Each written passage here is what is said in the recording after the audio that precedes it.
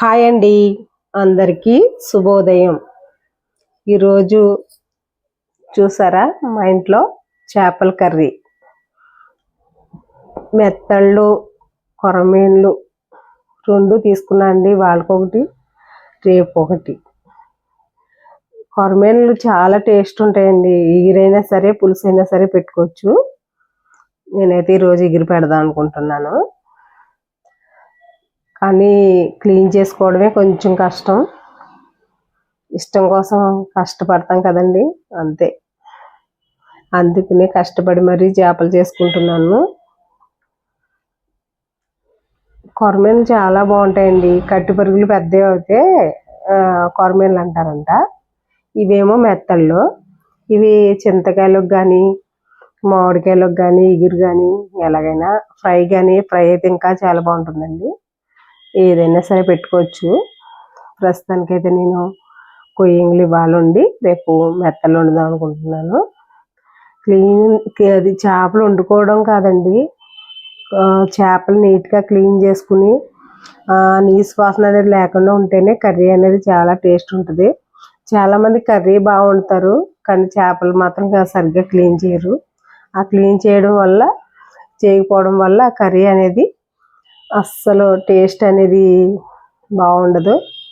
అందుకని ముందు చేపలు మాత్రం క్లీన్గా కడుక్కోవాలండి. ఈ చలికాలం అసలు పెరుగు అయితే తోడుకోవట్లేదండి, చాలా ఇబ్బంది పడిపోతున్నాం. అందుకని ఈరోజు బాగా ఉదయాన్నే తోడెట్టేశాను. నాకు ముందు రోజు నైట్ తోడు పెడితే అస్సలు నచ్చదండి. ఏ పూట పెరుగు ఆ పూటే తోడు పెడతాను. అందుకోసం చలికాలం అస్సలు తోడుకోవట్లేదు. అందుకనే ఉదయాన్నే లేవగానే పెరుగు అయితే తోడు పెట్టేశాను. చూసారా, పెరుగు తోడు పెట్టుకోవడంలోనే టేస్ట్ ఉంటుందండి. అది తెలియక చాలామంది ఇష్టం వచ్చినట్టు పెరుగు అనేది తోడు పెట్టేస్తారు. అలా అస్సలు తోడు పెట్టుకోకూడదు. పెరుగు తోడు పెట్టేటప్పుడు మన మనసు కూడా దాని మీద పెట్టి తోడు పెట్టాలి. అప్పుడు ఆ పెరుగు అనేది చాలా టేస్ట్ ఉంటుంది. చూసారా, పెరుగు అయితే తోడు పెట్టేశాను. మాకు ఈ పెరుగు అయితే 2 days వస్తుందండి. ఈరోజు చట్నీకి వచ్చేసరికి పల్లీ చట్నీ కొత్తిమీర వేసి చేద్దాం అనుకుంటున్నాను. పల్లీలు ముందే వేపుకుని చేసుకుంటే చాలా బాగుంటుందండి. కాకపోతే నేను ఏంటో చేపలు అవన్నీ చేసేసరికి కొంచెం టైర్డ్ అయిపోయి వెంటనే ఇలా ఆయిల్లోనే ఫ్రై చేసాను. పల్లీ చట్నీ చాలా ఈజీ అండి. కొన్ని పల్లీలు, పచ్చిమిర్చి, కొత్తిమీర వేపేసి కొద్దిగా చింతకాడ, కొంచెం సాల్ట్ వేసేసుకుని అంతే మిక్సీ పట్టేసుకుని, ఇష్టమైన వాళ్ళు తాలింపు పెట్టుకోవచ్చు, ఇష్టం లేని వాళ్ళు తాలింపు లేకుండా కూడా తినేయచ్చు. చూసారా, ఇప్పుడు చేపల కూరకు వచ్చేసరికి మసాలా ప్రిపేర్ చేస్తున్నాను. జీలకర్ర, ధనియాలు, 2 లవంగాలు,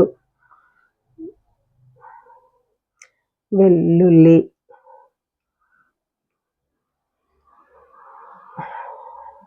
వేసి మిక్సీ పట్టేసి తర్వాత మళ్ళీ వెల్లుల్లి ఇవన్నీ మిక్సీ పట్టిన తర్వాత ఉల్లిపాయ వేసి కొంచెం బక్కరగా మిక్స్ చేసుకుంటే బాగుంటుందండి. బాగా మెత్తగా అయితే బాగోదు కర్రీ.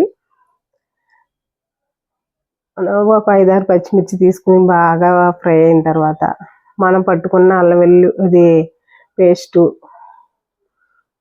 మసాలా అంతా వేసేసి బాగా వేగనివ్వాలండి. ఎప్పుడైనా సరే కర్రీస్కి మసాలా అనేది వేగకపోయినా పచ్చివాసన వచ్చేస్తుందండి. అందుకు బాగా వేగనివ్వాలి.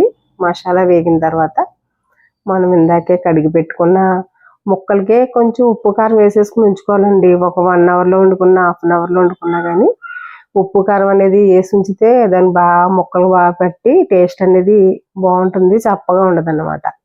ఆ ముక్కలు ఇందులో వేసేసిన తర్వాత కొంచెం ఉప్పు, ఇందాకే మనం కొద్దిగా ఉప్పు వేసుకున్నాం కదండి, ఇప్పుడు కొంచెం చూసుకుని వేసుకోవాలి. కారం కూడా కొంచెం వేసాం కాబట్టి కారం కూడా ఇప్పుడు మనం చూసుకోవాలి.